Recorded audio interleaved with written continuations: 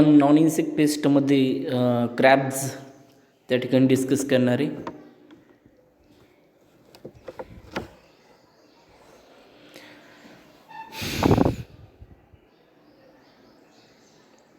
याचं scientific name जर बघितलं आपण क्रॅबचं तर पॅराटेल्फसा असं याचं त्या ठिकाणी काय आहे सायंटिफिक नेम आहे.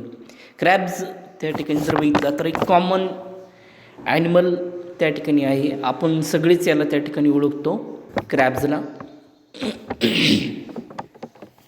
Crabs have been reported to cause a heavy loss to paddy crops in Ratnagiri, Konkan, Thana and Kolaba district of Maharashtra state. तर हे जे काही क्रॅब आहे तर क्रॅब त्या ठिकाणी जर बघितलं आपण reported to cause heavy losses to paddy crops. जे काही पॅडी क्रॉप्स आहे भाताची जी काही शेती जी रत्नागिरी, कोकण, ठाणा किंवा कोलाबा ही जी काही डिस्ट्रिक्ट आहे महाराष्ट्रामधली, तर ह्या रिजनमध्ये खूप जास्त त्या ठिकाणी पॅडी क्रॉप्स त्या ठिकाणी घेतली जातात किंवा पॅडी क्रॉपची जी काही शेती तर ही जास्त त्या ठिकाणी घेतली जाते. आणि त्या एरियामध्ये ही जी काही क्रॅब्स आहे तर हे आपल्याला त्या ठिकाणी बघायला भेटतात. ते पॅडी क्रॉप्सला खूप मोठ्या प्रमाणावरती त्या ठिकाणी ही डॅमेज करत असतात. ते 3 species of crabs are known to damage in our country, locally referred as खेकडा, चिंबुरी अँड मुथिया. तर क्रॅबच्या याच्यामध्ये त्या ठिकाणी जर बघितलं आपण तर 3 कॉमन त्याच्यामध्ये त्या ठिकाणी स्पीसीज आहे की जे आपल्या सगळ्यांना त्या ठिकाणी माहिती. त्याच्यामध्ये त्या ठिकाणी खेकडा असेल, चिंबुरी असेल, मुथिया असेल. तर ह्या लोकल स्पीसीज आहे, ह्या आपल्याला माहिती सगळ्यांना. All these crabs are polyphagous. तर हे सगळे क्रॅब त्या ठिकाणी कसे पॉलिफॅगस इन नेचरचे त्या ठिकाणी आहे. They cut the young paddy plant near the ground level and carry them to their burrows for a feeding. तर ही जी काही क्रॅब्स आहे तर ही त्या ठिकाणी काय करतात ते they cut the young paddy plant. तर ही त्या ठिकाणी काय करतात जी काही यंग पॅडी प्लांट आहे त्या यंग पॅडी प्लांटला त्या ठिकाणी कट करतात ते near the ground level and carry them to their burrows for feeding. म्हणजे ग्राउंड लेवलनी त्या ठिकाणी जे काही पॅडी क्रॉप्स आहे यांना त्या ठिकाणी ते कट करतात. ते कट करून ते जे काही पॅडी क्रॉप्स आहे तर त्या पॅडी क्रॉप्सच्या जस्ट ग्राउंड सरफेसलाच त्या ठिकाणी एक होल तिथे क्रिएट करतात. ते त्या होलमध्ये त्या ठिकाणी जाऊन तिथे जे काही पॅडी क्रॉप्स त्यांनी कट केलेले त्याच्यावरती त्या ठिकाणी ते फिडिंग करत असतात.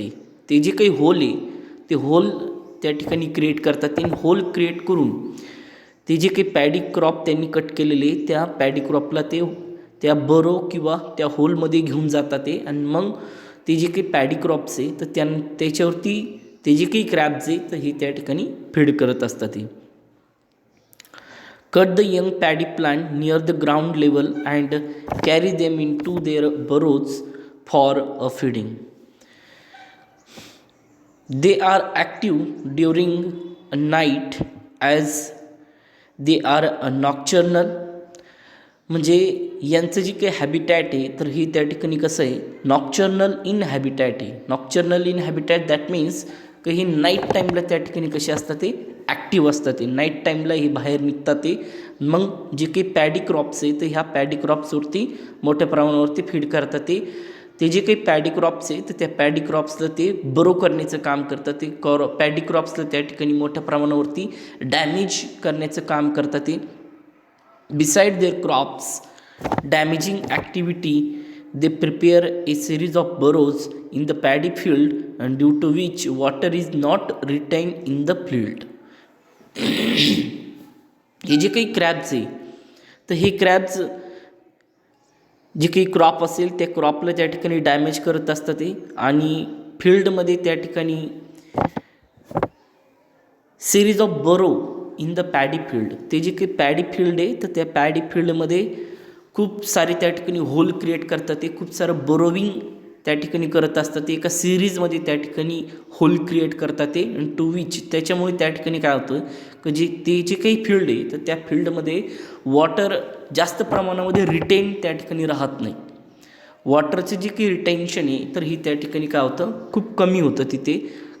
कारण त्याच्यामध्ये त्या ठिकाणी ती जी काही फील्ड आहे तर त्या फील्डमध्ये खूप मोठमोठ्याले त्या ठिकाणी भेगा पडलेल्या असतात किंवा खूप मोठमोठे त्या ठिकाणी बरो किंवा होल त्या ठिकाणी क्रिएट केल्यामुळे तिथे वॉटरचं रिटेन्शन ही त्या ठिकाणी काय होणार आहे, कमी होणार आहे. Thus crab is a major crustacean pest of paddy crop. It required intensive control. तर कंट्रोल मेजर त्याच्यामध्ये त्या ठिकाणी जर बघितलं, क्रॅब बरोज फ्युमिगेटेड विथ द सायनोगॅस डस्ट. ते जे काही क्रॅब बरोज आहे म्हणजे क्रॅबनी क्रिएट केलेलं जे काही होल आहे किंवा जी काही बीळ असेल तर त्याच्यामध्ये त्या ठिकाणी सायनोगॅस डस्टनी त्या ठिकाणी त्याचं तिथे फ्युमिगेशन त्या ठिकाणी करायचं, जेणेकरून ते जे काही क्रॅब्स आहे तर ही त्या ठिकाणी किल होईल.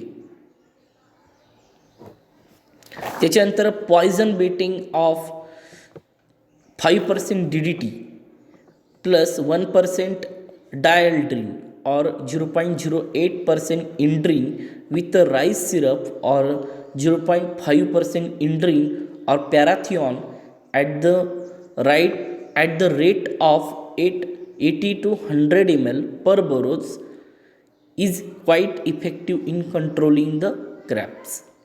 तर ते जे काही क्रॅब्स आहे तर त्या क्रॅब्सला कंट्रोल करण्यासाठी एक पॉयझन बेटिंग त्या ठिकाणी आपण तयार करतो ऑफ 5% DDT असेल त्याच्यामध्ये प्लस 1% डायल्ड्रिन त्याच्यामध्ये त्या ठिकाणी आपण घेऊ शकतो, म्हणजे DDT प्लस डायल्ड्रिन किंवा इंड्रीन विथ राईस सिरप 0.08% इंड्रीन आणि त्याबरोबर राईसचा त्या ठिकाणी सिरप असेल किंवा 0.5% इंड्रीन किंवा पॅराथियॉन असेल at the rate of 80 to 100 ml पर बरोज. म्हणजे प्रत्येक होलला, प्रत्येक बरो किंवा प्रत्येक जे काही होल तिथे क्रिएट केलेले त्या होलसाठी 80 to 100 ml इतकं ते मिक्सचर त्या ठिकाणी असलं पाहिजे. आणि ते जे काही मिक्सचर आहे तर हे प्रत्येक होलला त्या ठिकाणी तिथे द्यायचं, जेणेकरून ते जे काही क्रॅब्स आहे तर हे क्रॅब्स तिथे कंट्रोल केली जाऊ शकते. Poison baiting of 5% DDT plus 1% dieldrin यांचं मिक्सचर किंवा 0.08% इंड्रीन विथ राईस सिरप और 0.5% इंड्रीन और parathion at the rate of 80 to 100 ml per burrow is quite effective in controlling the crabs. तर हे क्रॅब करता आपण त्या ठिकाणी बघितलं होतं. त्याच्यानंतर त्या ठिकाणी जर बघितलं स्नेल्स आणि स्लज. स्नेल्स आणि स्लज त्या ठिकाणी जर बघितलं आपण तर ही नॉन इन्सेक्टस पेस्ट आहे. तर ही जी काही स्नेल आणि स्लज आहे तर ही त्या ठिकाणी जर बघितलं आपण तर स्नेल्समध्ये त्या ठिकाणी कोण येणार का ज्यांच्या बॉडीवरती त्या ठिकाणी काय असणार आहे, एक हार्ड कॅल्शियम कार्बोनेटचं एक कव्हरिंग असणार आहे. ते सगळे कशामध्ये येतात, ते स्नेलमध्ये त्या ठिकाणी येतात ते. आणि स्लजमध्ये त्या ठिकाणी कोण येणार आहे का ज्यांच्या बॉडीवरती हार्ड कॅल्शियम कार्बोनेटचं कव्हरिंग त्या ठिकाणी नसलेले, त्यांची बॉडी पूर्णपणे त्या ठिकाणी मस्क्युलर असणार आहे. ते जे काही ॲनिमल आहे ते स्लजमध्ये. दॅट मीन्स स्लज म्हणजे काय तर आपण त्याला मराठीमध्ये गोगलगाय असं त्या ठिकाणी म्हणतो. आणि जी काही स्नेल आहे तर स्नेलच्या बॉडीवरती त्या ठिकाणी कुठल्याही स्नेलच्या बॉडीवरती एक हार्ड कव्हरिंग त्या ठिकाणी प्रेझेंट असतं कॅल्शियम कार्बोनेटचं. तर ह्याच्यामध्ये त्या ठिकाणी जर बघितलं ही जी काही स्नेल्स आणि स्लज आहे तर ही पिकांवरती खूप मोठ्या प्रमाणावरती त्या ठिकाणी अटॅक करत असतात. ती पिकांची खूप मोठ्या प्रमाणावरती नासाडी करत असतं ते. आणि मोस्टली जे काही क्रॉप्स असेल मग त्याच्यामध्ये त्या ठिकाणी जर बघितलं आपण तर पॅडी फील्ड हे असू शकते. त्याच्यानंतर काही ऑर्नामेंटल प्लांट असेल, फ्रूट्स असेल, व्हिजिटेबल असेल तर यांच्यावरती हे खूप जास्त त्या ठिकाणी काय करतात ते फील्ड करतात ते. किंवा रुहिया नावाचं एक प्लांट आहे त्याच्यावरती पण हे मोस्टली त्या ठिकाणी जास्त अटॅक करत असतात ते. स्नेल आणि स्लजमध्ये त्या ठिकाणी जर बघितलं आपण these are the non-insect invertebrate pest and are herbivorous in habit. हिचं हॅबिट त्या ठिकाणी कसं आहे, हर्बिव्होरस इन हॅबिट आहे. मीन्स का ही जी काही स्नेल्स आणि स्लज आहे तर हे नेहमी त्या ठिकाणी जे काही ग्रीन मॅटर आहे किंवा व्हिजिटेबल आहे तर जे ग्रीनरी मॅटर आहे त्यांच्यावरती जास्त त्या ठिकाणी फीड करतात ते, म्हणून या हर्बिओरस यांचं त्या ठिकाणी हॅबिट आहे. नॉन इन्सेक्ट इनव्हर्टेब्रेट पेस्ट आहे. दस दी लँड स्नेल and sludge damage garden, orchards, greenhouses and mushroom beds as they feed on a succulent part of the seedling and mature plant. आता याच्यामध्ये त्या ठिकाणी जर बघितलं तर हे जे काही स्नेल आणि स्लज आहे तर हे मेनली त्या ठिकाणी कोणावरती त्या ठिकाणी जास्त अटॅक करतात. ते द लँड स्नेल अँड स्लज डॅमेज गार्डन्स, जी काही गार्डन्स असेल तर गार्डन्समधली जी काही छोटे त्या ठिकाणी क्रॉप असेल किंवा गार्डनमधले जे काही प्लांट आहे त्यांना त्या ठिकाणी डॅमेज करतात ते, किंवा ऑर्कड्स म्हणजे जे काही मेन ट्री तर त्या मेन ट्रीवरती त्या ठिकाणी दुसरं ट्री त्या ठिकाणी ग्रो करत असतं की जे स्मॉल असतं, की जे त्या ठिकाणी काय करतं दुसऱ्या ट्रीवरती त्या ठिकाणी ग्रो करतं आणि त्या ट्रीकडनं ते नरिशमेंट त्या ठिकाणी ते जी काही मेन ट्री आहे तर ही त्याला त्या ठिकाणी काय करतं नरिशमेंट प्रोव्हाइड करतं, पण मेन ट्रीला त्याच्यापासून कुठलाही फायदा नसतो. मग ते जे काही ऑर्चिड आहे त्याच्यावरती पण त्या ठिकाणी हे स्नेल आणि स्लज फीड करत असतात. ते ग्रीन हाऊसेस, मोठमोठे त्या ठिकाणी काही ग्रीन हाऊसेस आहे, नर्सरी असेल त्याच्यामध्ये पण त्या ठिकाणी तिथे असणार जे काही प्लांट आहे त्याच्यावरतीही त्या ठिकाणी ते फीड करत असतात. ते मशरूम बेड असेल, मशरूम बेड्सवरती पण त्या ठिकाणी हे फीड करतात. ते as they feed on a succulent part of the seedling and mature plant, म्हणजे succulent part of the seedling that means क ते जे काही सीड्स आहे तर किंवा ते जे काही मॅच्युअर प्लांट आहे त्याच्यामध्ये जो पार्ट जास्तीत जास्त वॉटरला होल्ड करून ठेवतो, सॅक्युलंट पार्ट म्हणतो आपण त्याला, तर त्या पार्टला ही जी काही स्नेल आणि स्लज आहे तर हे मेनली तिथे त्या ठिकाणी फीड करत असतात. ते helix species feed on a living vegetable matter like leaves and fruits during a night. त्याच्यामध्ये त्या ठिकाणी हेलिक्स स्पीसीज जर बघितलं आपण, जी काही स्नेल आहे हेलिक्स स्पीसीज लाईक पायला ग्लोबसा असेल किंवा त्या ठिकाणी जे काही आफ्रिकन जायंट स्नेल म्हणतो आपण त्याला अचिटेना फोलिका, तर ही मेनली त्या ठिकाणी काय करते जी काही ग्रीन मॅटर आहे व्हेजिटेबल आहे तर यांच्यावरती त्या ठिकाणी जास्त फीड करते. पायला ग्लोबसा मेनली त्या ठिकाणी जर बघितलं ती ज्यावेळेस वॉटरमध्ये असते तर त्यावेळेस ती वॉटरमध्ये व्हॅलिस्नेरिया अँड पिस्टिया ही जे काही फूड आहे तर याच्यावरती त्या ठिकाणी जास्त फीड करत असते. आणि आफ्रिकन जायंट स्नेल ही मोस्टली लँड स्नेल आहे, ही टेरिस्ट्रियल आहे.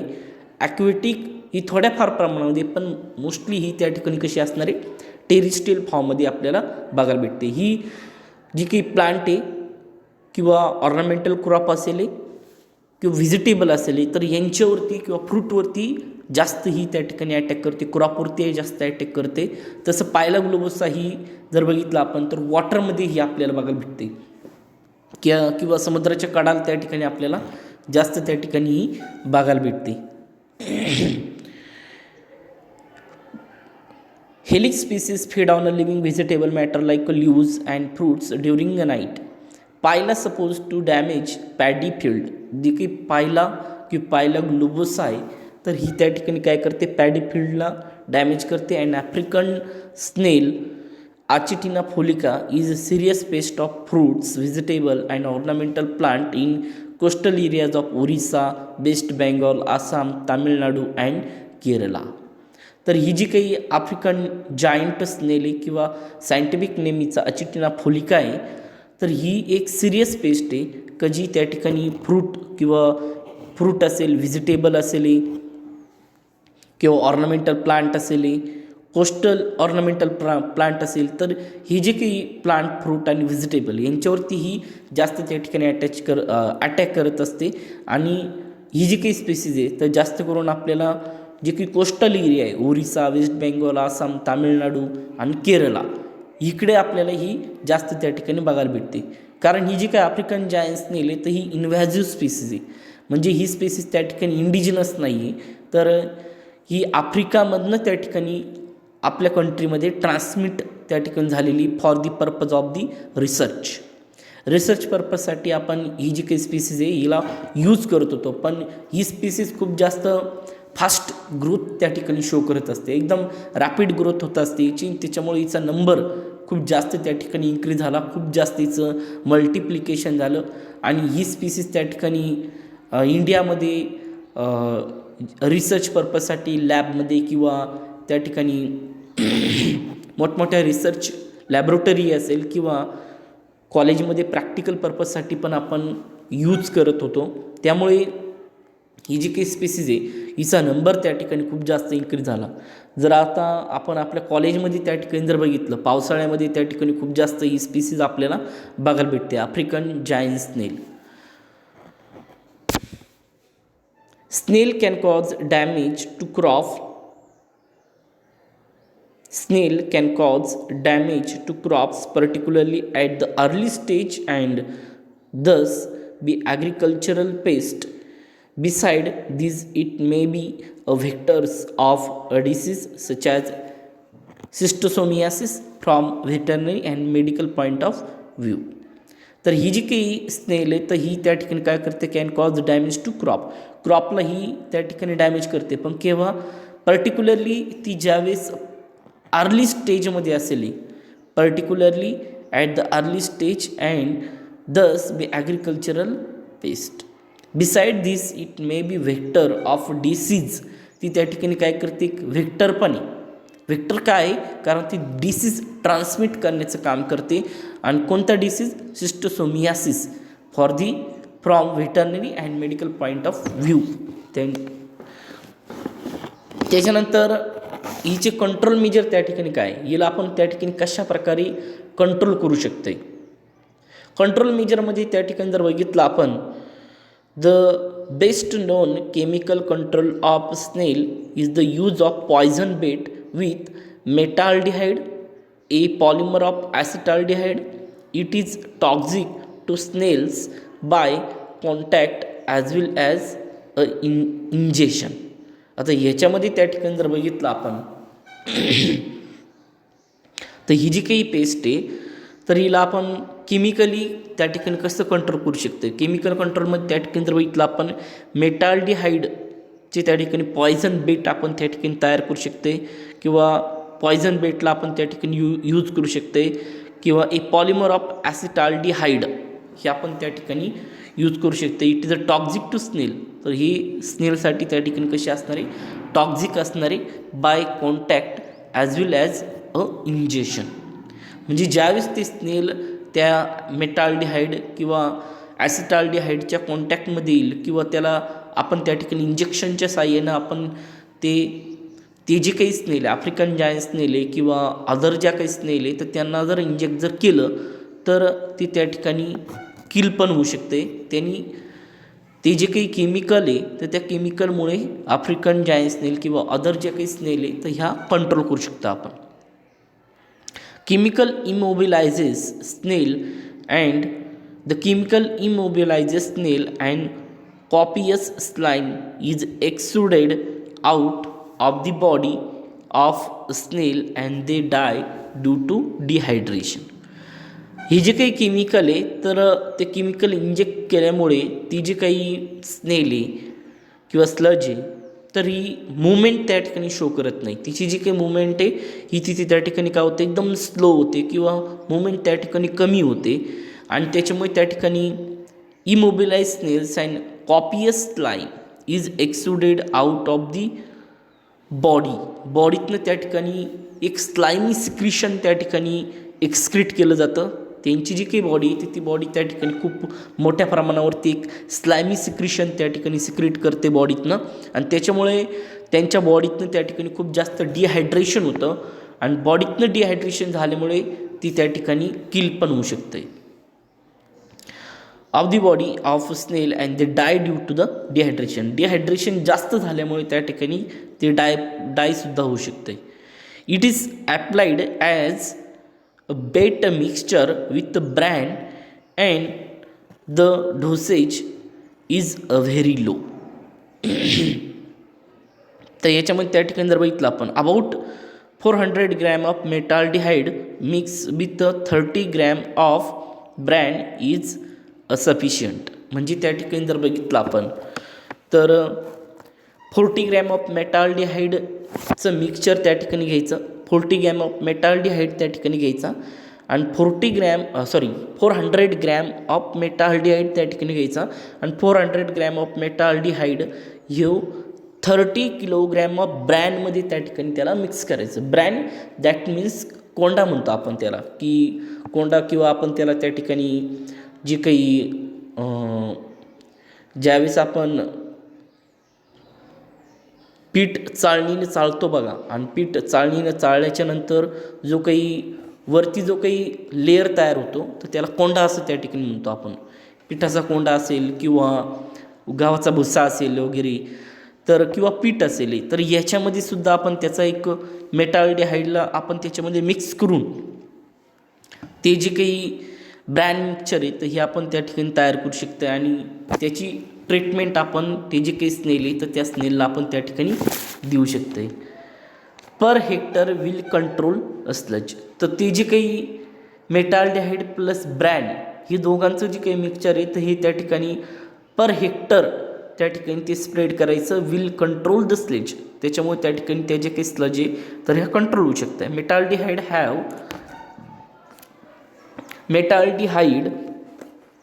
हॅव अ लो मॅमेलियन टॉक्झिसिटी, ते जी काही मेटाल्डिहाईड आहे तर त्यांची मॅमेलियन किंवा मॅमल्स करतं त्या ठिकाणी काय त्यांची जी काही टॉक्झिसिटी तर ही खूप कमी असणार आहे. DNOC और dinitro cyclo hexophenol reported to be a very effective against snails when use as a herbicide, तर यांना आपण त्या ठिकाणी DNOCला त्या ठिकाणी हर्बिसाइड म्हणून पण त्या ठिकाणी यूज करू शकतो अगेन्स्ट द स्नेलच्या अगेन्स्ट आपण यांना हर्बिसाइड म्हणून त्या ठिकाणी यूज करू शकतो. Dinitro cyclo hexophenol reported to be very effective against snail and when use as a herbicide, ते जे काही स्नेल आहे तर त्या स्नेलच्या अगेन्स्ट आपण यांना त्या ठिकाणी यूज करू शकतो. म्हणजे ही जे काही DNOC आहे तर ही खूप जास्त त्या ठिकाणी इफेक्टिव्ह आहे. हर्बिसाइड म्हणून आपण यांना त्या ठिकाणी यूज करू शकतो जेणेकरून ते जे काही स्नेल आहे तर हे कंट्रोल केली जाऊ शकेल. त्यानंतर copper sulphate and N ट्रायटाईल मॉर्फनोलिन or a frescon have been found a very useful against snail where they are spread on meadows harboring these animal. स्कॉरल्समध्ये त्या ठिकाणी जर बघितलं आपण फिनॅम्बुलस पॅलेमरम स्कॉरल, सायंटिफिक नेम तिचं त्या ठिकाणी काय फिनॅम्बुलस पॅल्मरम ही त्याचं त्या ठिकाणी काय सायंटिफिक नेम आहे स्कॉरलचं. स्कॉरल आपल्या सगळ्यांना माहिती आहे. स्कॉरल त्या ठिकाणी जर बघितलं तर आपण लोकली त्या ठिकाणी जर बघितलं तर त्याला आपण खारुताई असं त्या ठिकाणी म्हणतो. In Maharashtra squirrel are commonly known as khar, they cause considerable damage to mango by feeding on flowers and small fruits. They are also reported to be destructive in area walnut garden, freshly sown cereals, pulses and oil seeds. तर आपल्याला माहिती आहे ही जी काही खारुताई आहे तर ही त्या ठिकाणी काय करते, जी काही त्या ठिकाणी वॉनट असेल किंवा जे काही फ्रेशली सोन सिरियल्स असेल, पल्सेस असेल किंवा ऑइल सीड्स असेल तर यांच्यावरती खूप जास्त ती त्या ठिकाणी फिडिंग करत असते. ते ज्यावेळेस ती कलेक्ट करते तर त्यावेळेस ती त्या ठिकाणी काय करते खूप जास्त म्हणजे जमिनीमध्ये त्या ठिकाणी बरो करते आणि तिचं जी काही फूड आहे तर ही त्या ठिकाणी त्याच्यात स्टोअर करून ठेवते आणि परत ती जे काही क्रॉप येते त्या क्रॉपवरती परत पुन्हा त्या ठिकाणी फीड करते आणि फीड करून तिचं जे काही फूड आहे हे लपवून ठेवते. नंतर जेव्हा तिला भूक लागेल तेव्हा ती त्या ठिकाणी ते जे काही स्क्वॉरल आहे तर ही ते फूड त्या ठिकाणी खात असते. हे आपल्याला सगळ्यांना माहिती आहे स्क्वॉरलबद्दलचं. कंट्रोल मेजर त्या ठिकाणी जर बघितलं आपण trapping the squirrel in nets and shooting them with guns is the only effective control measure applied. तिला कशा प्रकारे आपण कंट्रोल करू शकतो. Trapping the squirrel in nets and shooting them with guns is the only effective control measure applied. म्हणजे ती जी काही score आले त्याच्या स्कॉररला आपण त्या ठिकाणी नेटच्या साहाय्याने ट्रॅक करू शकतो आहे, किंवा आपण त्या ठिकाणी गनच्या साहाय्याने तिला शूट करून ती जी काही स्कॉर आली तर तिला त्या ठिकाणी आपण कंट्रोल करू शकतो.